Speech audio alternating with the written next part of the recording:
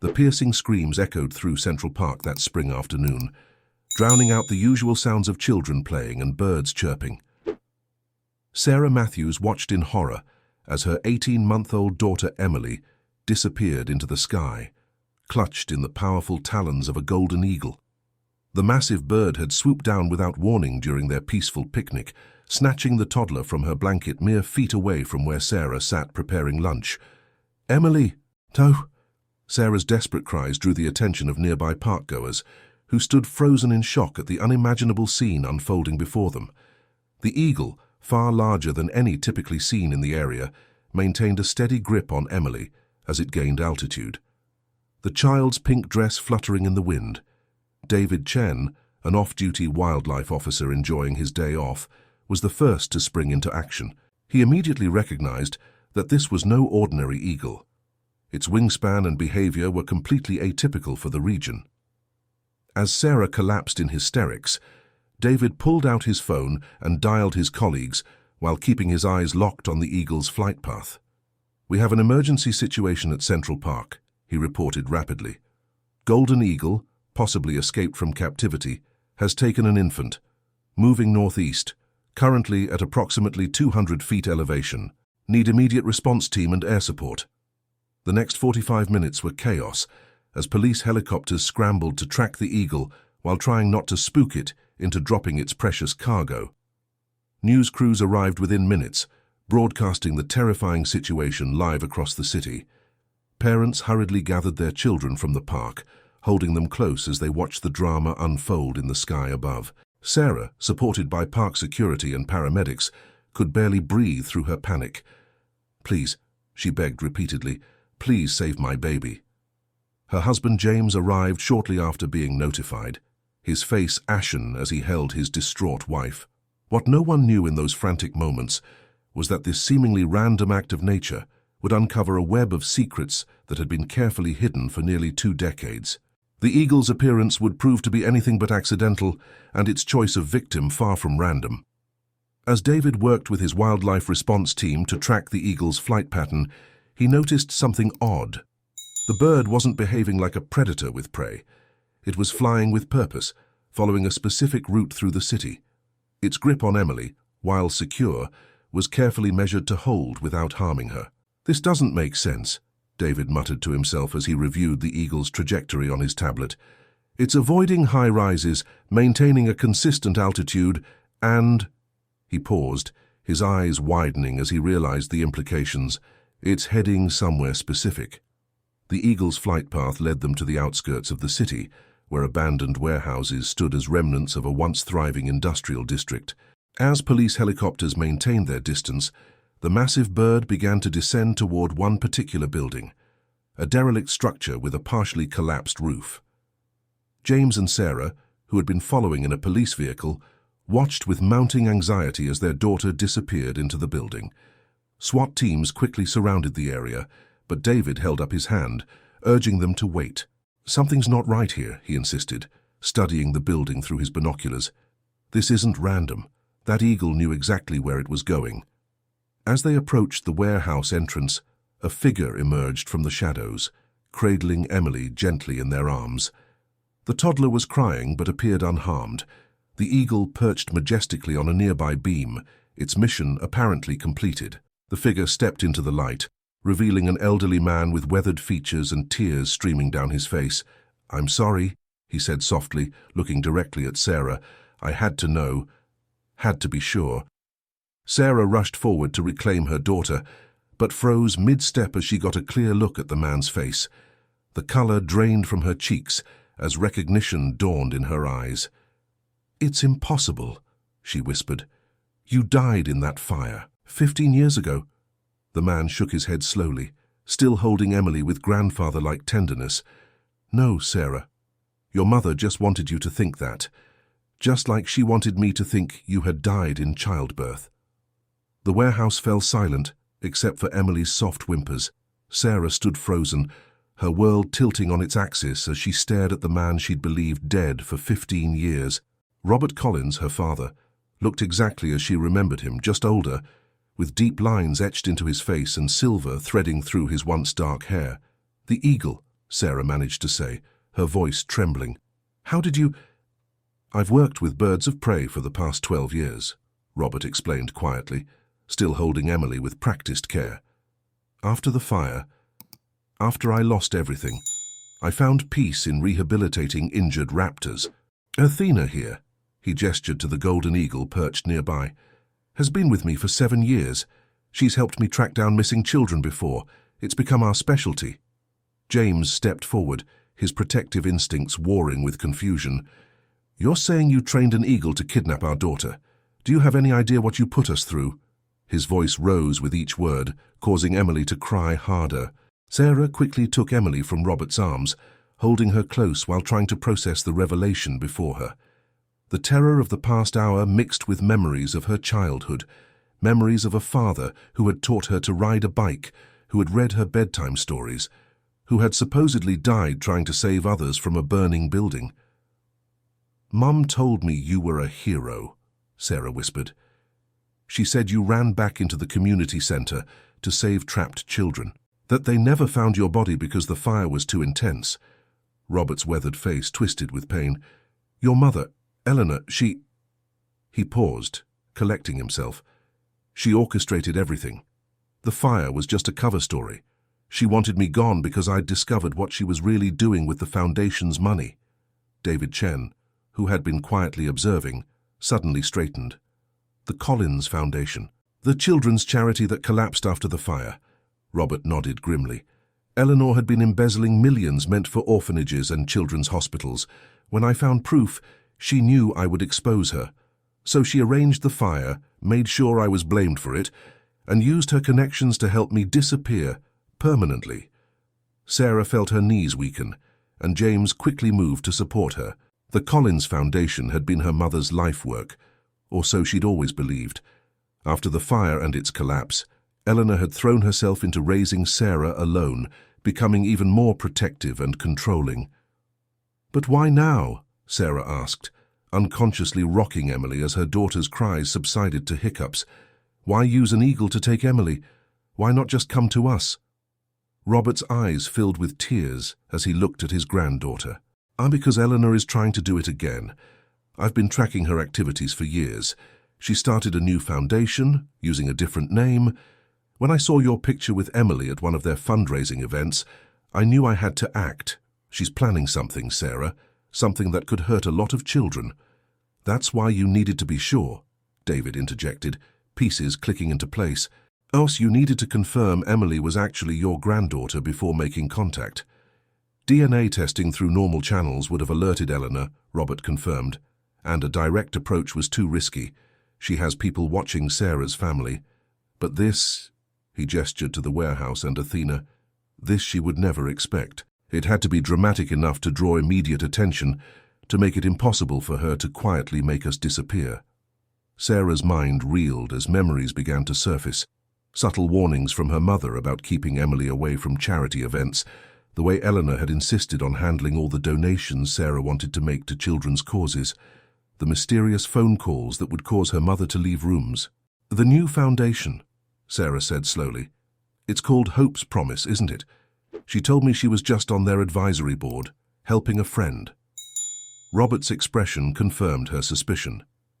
Hope's Promise is just the surface. What's happening beneath?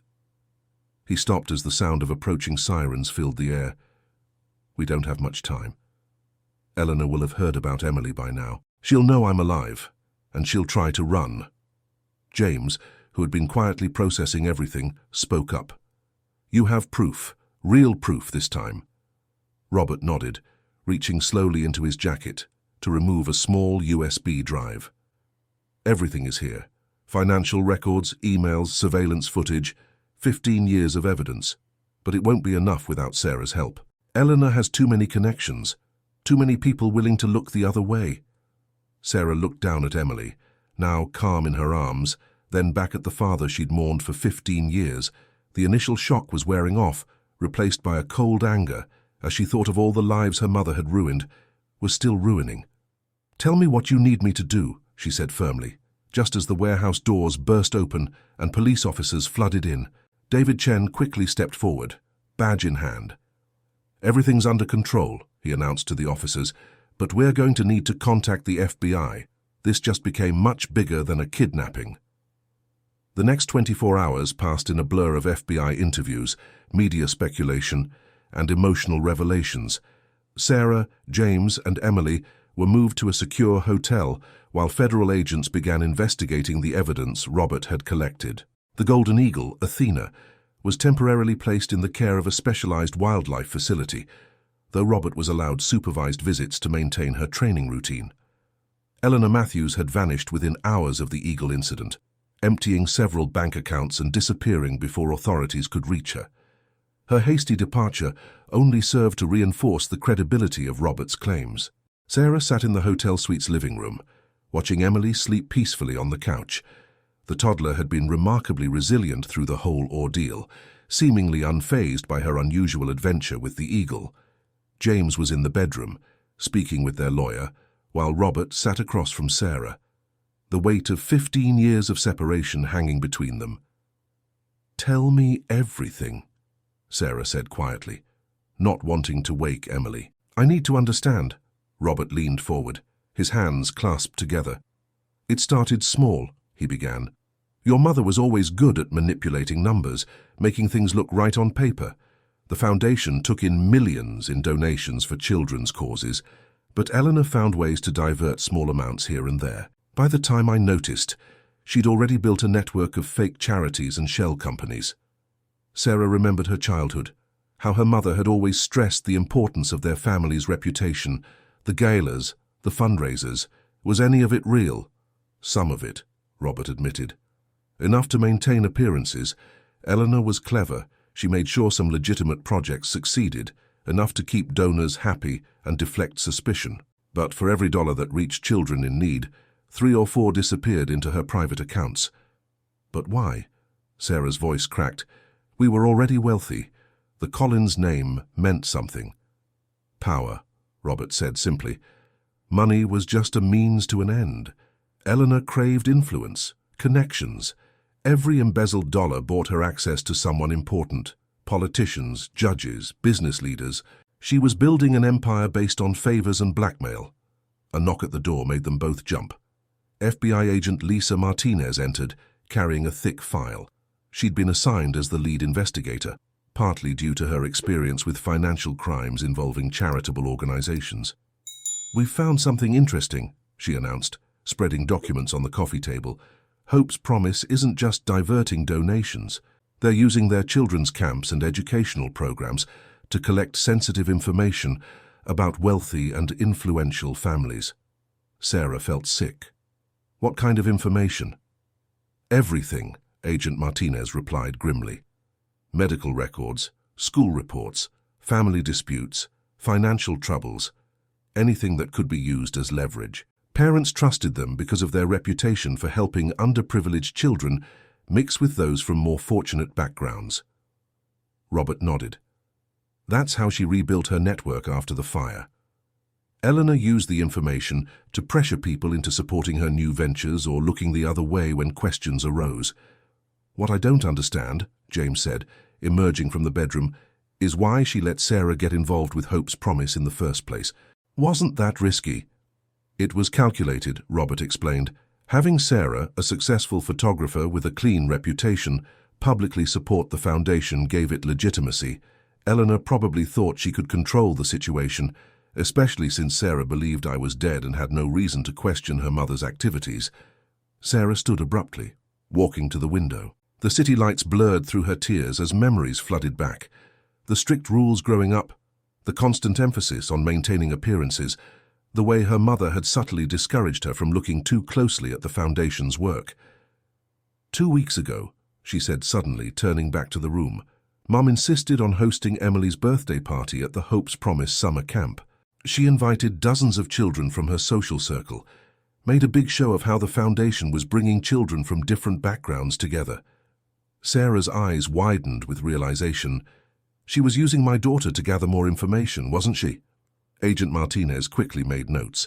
"We'll need details about that party, which families attended, who from the foundation was present, any unusual activities or questions the children might have been asked." James moved to comfort his wife, but Sarah was already reaching for her phone, scrolling through photos from the party. "Here," she said, handing it to the agent. "I documented everything. It was supposed to be for a foundation promotional piece, but—" She stopped as she came across a particular photo, Eleanor surrounded by children, her practiced smile in place as she held Emily. In the background, barely noticeable, was a familiar face that Sarah had dismissed at the time. "That man," she pointed. "He was at every event, always in the background. Mom said he was a major donor who liked to stay anonymous." Robert leaned in to look, his face hardening. "Marcus Blackwood. He was Eleanor's partner in the original foundation scheme. I thought he'd been arrested after the fire, but apparently your mother helped him escape that too." Agent Martinez quickly pulled out her phone. "Blackwood has been on our radar for years, but we could never prove anything. This connection to Hope's promise could be what we need." A soft whimper from the couch drew everyone's attention. Emily was stirring, reaching out in her sleep. Sarah immediately went to her daughter, gathering her close. "I've spent 15 years thinking my father died a hero," she said quietly, looking at Robert. "Instead, I learn my mother is the villain of this story. How did everything get so twisted?" Robert's response was interrupted by Agent Martinez's phone ringing. The agent stepped aside to take the call, her expression growing increasingly serious. When she returned to the group, her face was grim. "We've got a problem," she announced. "Eleanor Matthews was just spotted at Hope's Promise's main camp facility. There are 60 children there right now, part of their summer program." She paused, letting the implications sink in. "And she's demanding to speak with Sarah alone." The FBI command center had been hastily set up in a hotel conference room 2 floors below Sarah's suite. Monitors displayed surveillance footage of Hope's Promise's camp facility, a sprawling complex nestled just outside the city limits. Agent Martinez stood before a map, coordinating with her team while Sarah, James, and Robert listened intently. "Eleanor's holed up in the main administrative building," Martinez explained, pointing to the blueprint. "We've confirmed 63 children on site, ages 8 to 14, along with 12 staff members. She's allowing the children to continue their normal activities, but she's made it clear she has ways to protect her interests if anyone tries to intervene." Sarah felt her stomach twist. "She's using the children as leverage." "Exactly," Martinez nodded. "And she's demanding you come alone. No wire, no phone, no tracking devices. She says she'll explain everything, but only to you." James immediately protested. "Absolutely not. It's too dangerous. Eleanor's already proven she'll do anything to protect herself." "She won't hurt me," Sarah said quietly, surprising everyone. "Everything she's done, twisted as it is, has been about maintaining power and control. Hurting me would destroy whatever reputation she has left." Robert stepped forward, his face etched with concern. "Sarah, you don't know what she's capable of. When I confronted her 15 years ago—" "I'm not you," Sarah interrupted firmly. "I'm her daughter. Her entire empire is built on appearing to help children. If anything happens to me, that image is shattered forever." She turned to Agent Martinez. "But I have conditions." The agent raised an eyebrow. "We're listening." "I want Athena released to my father's care, and I want them positioned near the camp. If something goes wrong—" She glanced at Robert meaningfully. Understanding dawned in her father's eyes. The eagle as a backup plan. Eleanor would never expect it twice. Martinez considered for a moment before nodding. "We can work with that. But Sarah, you need to understand the risks. We'll have teams surrounding the facility, but if Eleanor realizes we're there—" "I know," Sarah said, her voice stronger than she felt. "But those children, they're there because their parents trusted Hope's Promise, trusted my mother. I can't let them become casualties of her schemes." James pulled Sarah aside while the others began working out the details. "Are you sure about this?" he asked softly. "What about Emily?" Sarah looked toward the suite upstairs where their daughter slept under protective custody. "I'm doing this for Emily. Mom's influence, her web of lies and manipulation, it needs to end. I don't want our daughter growing up in a world where people like Eleanor can use children as pawns." The next hour was spent preparing. Sarah changed into casual clothes that Agent Martinez's team had carefully checked for any potential weapons or hidden devices Eleanor might suspect. Robert worked with wildlife specialists to position Athena where the eagle would be ready, but not visible. As Sarah prepared to leave, Robert hugged her for the first time in 15 years. "I lost you once because I didn't stop Eleanor in time," he whispered. "I won't lose you again." The drive to the camp was tense. Sarah sat in the passenger seat of an unmarked car, Agent Martinez behind the wheel in civilian clothes. They had to maintain the appearance that Sarah was arriving alone. "Remember," Martinez said as they approached the camp's entrance, "we'll have eyes on you as much as possible, but inside that building, you're on your own. If Eleanor suspects any kind of surveillance—" "I know," Sarah replied, her voice steady despite her racing heart. "Just keep the children safe, whatever happens." The camp looked deceptively normal as Sarah walked up the main path. Children played on the sports fields, their laughter carrying on the breeze. Staff members watched with forced smiles, their tension visible only in their rigid postures and too careful movements. At the administrative building's entrance, Marcus Blackwood waited, his familiar background presence now taking center stage. "She's waiting in her office," he said simply, holding the door open. Sarah paused before entering, looking back at the children playing, then up at the sky where she knew Athena waited with her father. Somewhere in the surrounding woods, FBI teams were positioned, ready to act if needed. And in a secure hotel room, her daughter slept, unaware that her mother was walking into the lion's den. Taking a deep breath, Sarah stepped inside. The familiar halls of Hope's Promise, once symbols of charitable work, now felt like a facade, hiding something far darker. She climbed the stairs to the second floor, each step bringing her closer to a confrontation 15 years in the making. Eleanor's office door was open. Inside, her mother sat behind a massive desk, looking exactly as Sarah remembered. Elegant, composed, and completely in control. Only the slight tremor in her hands as she set down her teacup betrayed any emotion. "Sarah, darling," Eleanor said, her voice warm as if this were any other mother-daughter meeting. "We have so much to discuss." Sarah stepped into the office, closing the door behind her. "Yes, Mother," she replied coolly. "We certainly do." Eleanor gestured to the chair across from her desk, but Sarah remained standing. The office was exactly as she remembered, tastefully decorated with photos of smiling children and framed newspaper articles praising Hope's Promise's charitable work. Now each image felt like an accusation. "You used an eagle to kidnap my daughter," Sarah said quietly, her voice level despite the anger simmering beneath. "Did you really think I wouldn't discover the truth?" Eleanor sighed, smoothing an invisible wrinkle from her silk blouse. "Your father always did have a flair for the dramatic. Using that bird, it was crude, but effective. He forced my hand, just like he did 15 years ago." "By discovering you were stealing from children's charities," Sarah's voice rose slightly. "By threatening to expose your crimes." "Crimes?" Eleanor's laugh was sharp. "Do you see, my naive daughter? Do you really think the world operates on such simple terms? Every dollar I diverted served a greater purpose. The connections I built, the influence I gained, it all helped create something larger than a few small charities." Sarah moved to the window, watching the children playing below. "And what about them, the kids you claim to be helping?"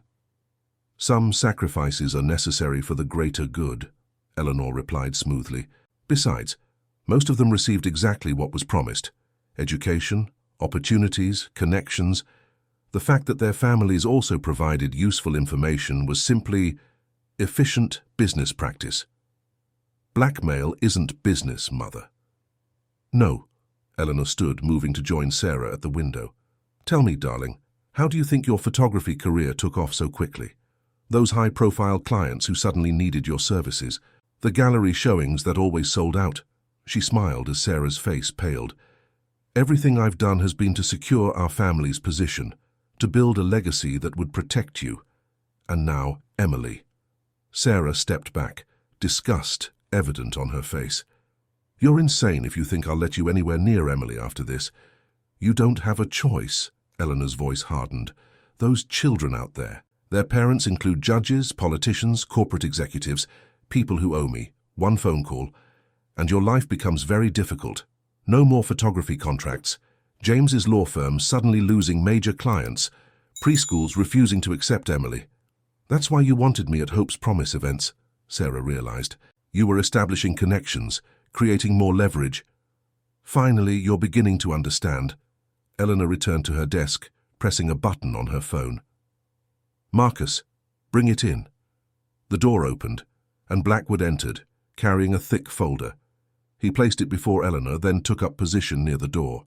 This contains everything, Eleanor explained, patting the folder. Every transaction, every secret, every favor owed. Insurance, you might say. If anything happens to me, if I'm arrested or mysteriously disappear, this information goes public. Thousands of lives ruined, including yours. She smiled thinly. Or, we can move forward as a family. Hope's Promise continues its work. You maintain your comfortable life, and Emily grows up with every advantage I can provide. Sarah stared at the folder, her mind racing. Somewhere outside, she knew her father and Athena waited. FBI agents were positioned throughout the grounds. Agent Martinez was probably watching this very window. But her mother had spent decades building this network of influence. Even with Robert's evidence, could they really dismantle it without collateral damage? The children currently at the camp, Sarah said carefully. They're part of your insurance policy too, aren't they? Eleanor's smile widened. Smart girl. Their parents have been informed that any interference with Hope's Promise's operations could result in certain revelations. No one wants their dirty laundry aired, especially when it involves their children. Sarah felt sick, but she forced herself to remain calm. And what about your grandchild? Is Emily just another pawn in your game? Something flickered in Eleanor's eyes. Pain, perhaps, or possibly regret. Emily is our future. Everything I've built will be hers one day. She'll understand just as you will. Like I understood when you told me my father died a hero. Sarah's voice cracked. When you made me believe he burned to death trying to save children, when really you tried to have him killed for discovering your crimes. Robert was weak, Eleanor snapped, her composure finally slipping. He couldn't see the bigger picture, just like now, using that ridiculous bird to expose us. As if anyone would believe. She stopped abruptly as a shadow passed by the window, large, distinctive, unmistakable. Athena has been quite useful, Sarah said quietly. Not just for finding Emily, but for gathering evidence. Did you know eagles can carry small cameras? That their flight patterns can be tracked? That every conversation in this office for the past 20 minutes has been recorded? Eleanor's face drained of color. You're bluffing. Sarah pulled a small device from her shoe, not an electronic transmitter that Eleanor's security would have detected, but a simple reflective strip. The eagle responds to signals, like this one, reflecting sunlight from the window. Right now, she's circling the building, broadcasting everything to the FBI teams surrounding us. Marcus, Eleanor barked, but Blackwood was already moving toward Sarah. The window exploded inward as Athena burst through, her massive wings spreading wide, sending papers flying and forcing Blackwood to stumble back. The eagle landed on the desk between Eleanor and Sarah, her fierce eyes fixed on Eleanor. It's over, Mother, Sarah said as FBI agents stormed into the office. The evidence isn't just in that folder or on Robert's USB drive. It's been broadcasting live to every law enforcement agency involved in the investigation. The parents you've been blackmailing, they're all being contacted right now, offered immunity in exchange for testimony. Eleanor's shoulders sagged as Agent Martinez entered, handcuffs ready. You've ruined everything, she whispered. No, Sarah corrected her. You did that yourself. Every time you chose power over people, control over compassion. When you tried to kill my father, when you used my daughter, when you threatened innocent children, those were your choices. As Eleanor was led away, Sarah approached her one last time. Emily will grow up knowing her grandfather is a true hero. She'll learn that doing the right thing matters more than power or influence. That's the legacy I choose for her. Outside, The camp had transformed into a flurry of activity.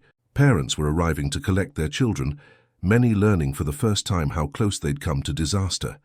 FBI agents were sealing off buildings, collecting documents, and interviewing staff members. Robert waited by the entrance, Athena now perched calmly on his arm. When he saw Sarah emerge, he handed the eagle to a wildlife handler and rushed to embrace his daughter. "You did it," he whispered. "Well, you finished what I couldn't 15 years ago." Sarah hugged him back, finally allowing herself to cry. "We did it together, all of us." James arrived with Emily, having been called once the situation was secured. The toddler squealed with delight at seeing Athena, apparently remembering her unusual flight. "What happens now?" James asked, holding Emily close. Sarah looked at her father, then at Agent Martinez, who was approaching with news about Eleanor's arrest. She watched as children reunited with their parents, as truth finally overcame years of manipulation and fear. "Now we rebuild," she said firmly. "Hope's promise was built on lies. But maybe we can turn it into something real, something that actually helps children, without ulterior motives or hidden agendas." Robert smiled, watching Emily reach out toward Athena. "The eagle brought our family back together," he observed. "Perhaps she knew more than any of us all along." As the sun began to set, Sarah stood with her family, her real family, and felt a weight lift from her shoulders. The truth had finally come to light, carried on the wings of an eagle who had known exactly where to find it. In the days that followed, Hope's promise would be reorganized under new leadership, with strict oversight and transparency. Eleanor and Marcus Blackwood would face multiple federal charges, their network of influence crumbling as more people came forward with evidence. The Eagle Sanctuary Robert had built would receive proper funding and recognition for its work in wildlife rehabilitation and rescue operations. But most importantly, a family torn apart by lies had found its way back to truth. Emily would grow up knowing both her parents and her grandfather, understanding that real heroism isn't about power or control, but about having the courage to stand up for what's right. And sometimes, when the sun hits the windows of their new home just right, they still see Athena soaring past, a reminder that hope can come in the most unexpected forms, and that even the darkest secrets cannot hide forever from those determined to find the truth. Sarah's photography now focuses on documenting real charitable work, sharing stories of genuine hope and transformation. Robert splits his time between the Eagle Sanctuary and helping Sarah reform Hope's Promise into an organization truly worthy of its name. James's law firm has dedicated a division to protecting children's charities from exploitation. As for Eleanor, she spends her days in federal prison, writing letters that Sarah returns unopened. Some bridges, once burned, cannot be rebuilt, but from their ashes, something stronger can rise. A foundation built not on secrets and lies, but on truth, compassion, and the unshakable bonds of real family love. Emily grows stronger every day, too young to understand the full significance of what happened, but somehow sensing the importance of the eagle that watches over their home. On clear days, she points to the sky and calls out, "Thena," her special name for the bird that brought her family together. And in the end, that's what matters most. Not the power Eleanor sought to build, not the secrets she tried to keep, but the simple truth that love, justice, and courage will always find a way to soar above the darkness, carried on wings of hope toward the light of a new day. 5 years later, the summer air was crisp and clear at the Eagle's Haven Sanctuary, now a sprawling rehabilitation center for birds of prey. Children's laughter echoed across the grounds as a new group of students gathered for their weekly educational program. Sarah adjusted her camera, capturing the moment as Robert demonstrated falconry techniques to the enthusiastic young audience. At 6 years old, Emily stood at the front of the group, her blonde hair catching the sunlight as she helped her grandfather handle a young rescued hawk. The confidence in her small movements showed years of careful teaching and natural affinity with the birds. "Remember," Robert's voice carried across the lawn, "these magnificent creatures aren't just predators, they're healers, teachers, and sometimes—" he glanced at Athena, perched regally nearby. "They're even heroes." The sanctuary had become more than just a rehabilitation center. Under Robert and Sarah's guidance, it had evolved into a unique therapy program, helping troubled children find confidence and purpose through working with the birds. Many of these children came from the reformed Hope's Promise Foundation, which now focused on genuine charitable work and healing. James emerged from his office in the main building, where he'd been finalizing paperwork for their latest initiative, a nationwide program to protect wildlife rehabilitation centers and strengthen regulations around charitable organizations working with children. The scandal surrounding Eleanor had exposed widespread vulnerabilities in the system, leading to significant reforms. Mail came, he said quietly to Sarah, holding out a familiar prison-stamped envelope. Like all the others over the years, it remained unopened. Eleanor would be eligible for parole soon, but Sarah had made her peace with the past. Her mother's attempts at contact were met with the same response they had been for 5 years: silence. Sarah tucked the letter away and turned her attention back to the children. Emily was now demonstrating to her young friends how to properly hold out an arm for a hawk to land, her small face serious with concentration.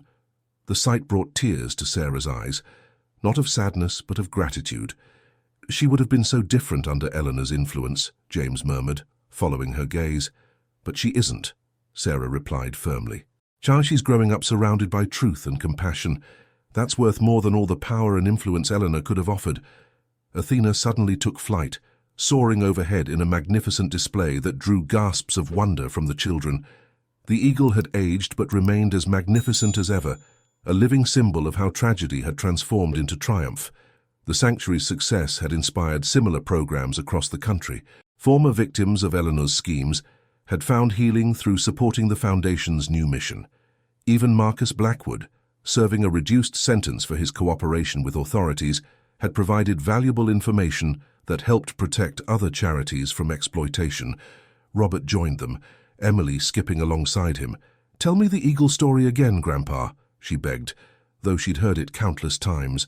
"Well," he began, scooping her up. "Once upon a time, there was a very special eagle who knew exactly how to bring a family together." Sarah watched them, her camera capturing the moment. The afternoon sun caught Athena's wings as she circled above, casting a shadow that no longer brought fear but hope. In the distance, the city skyline reminded her of how far they'd come from that terrifying day in Central Park. The Eagle's Haven Sanctuary stood as living proof that even the darkest deceptions could lead to light, that family bonds could survive any storm, and that sometimes the most powerful changes came not from seeking control, but from having the courage to let truth soar free. As the day's lessons wound down and families began to leave, Sarah found herself at Athena's perch, gently stroking the eagle's feathers. "Thank you," she whispered, as she did every day. The eagle turned her fierce eyes toward her, wise and knowing, a guardian who had changed not just one family's destiny, but countless lives. Above the sanctuary entrance, a new sign caught the setting sun's rays, "Where hope takes flight," a promise to all who entered that here, at least, truth and compassion would always soar free. And in the growing dusk, as Emily's laughter mingled with the cry of eagles, Sarah knew that some endings were really just better beginnings in disguise. Thank you for joining me on this journey into the world of captivating stories. I trust you found today's narrative as engaging as I did. If you enjoyed this exploration into fascinating and compelling narratives, kindly indicate your appreciation by liking this video. Are you watching on mobile? Show your appreciation with a double tap for hype. For more captivating stories and journeys into the heart of compelling storytelling, please subscribe to the channel and activate notifications so you don't miss a single upload. Your thoughts and interpretations are most welcome. Please share your perspectives on today's story in the comments below. And if you believe others would find this content engaging, please consider sharing the video with your network. Until our next journey into the world of captivating tales, I bid you farewell.